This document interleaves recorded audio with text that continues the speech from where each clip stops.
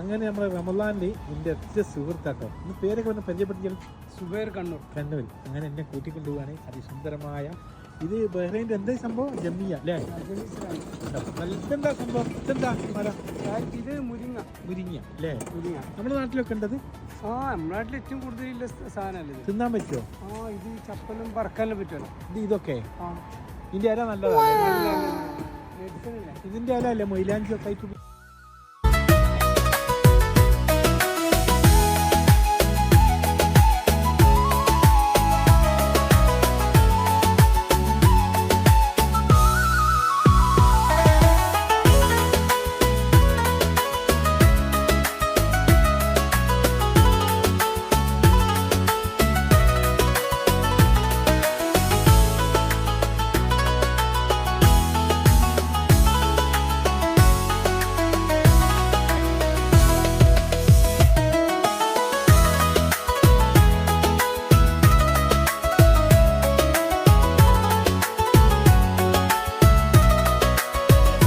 ജോലി ചെയ്യുന്ന നമ്മളെ മാഹിയിലുള്ള ഒരാളുണ്ട്. കാരണം പേരെന്താ? എൻ്റെ പേര് അബ്ദുൾ റഹീം.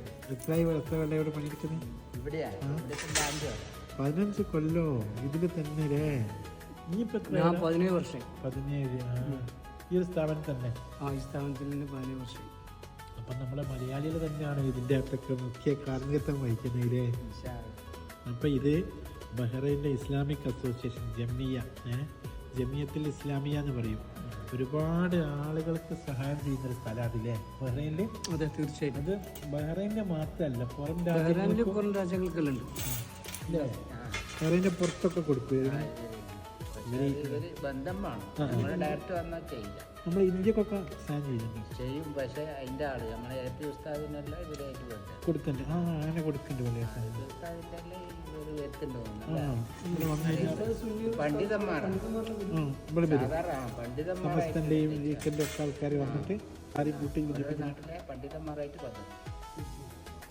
ഇതൊക്കെ ഒരു സ്ഥാപനമാണ്. നമുക്ക് കാണാനും പരിചയപ്പെടാനും കഴിഞ്ഞ ഉള്ളിൽ കയറിയിട്ട് നമ്മളെങ്ങനത്തെ എത്ര മലയാളികളുണ്ട് നിങ്ങളിപ്പോൾ ഇവിടെ? ഇപ്പം മലയാളികൾ ഇപ്പം 4 ആളിൽ.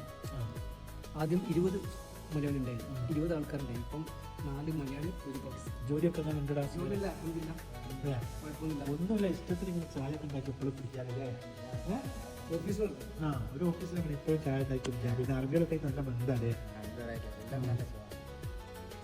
പേര് എൻ്റെ പേര് അബ്ദുൾ റഹീം. അബ്ദുറഹീമും സുബൈറിനെ ഇപ്പം നമ്മൾ കിട്ടിയത്. സുബൈർ മാട്ടൂർ. സുബൈർ നമ്മളെ സ്വന്തം ആളാ.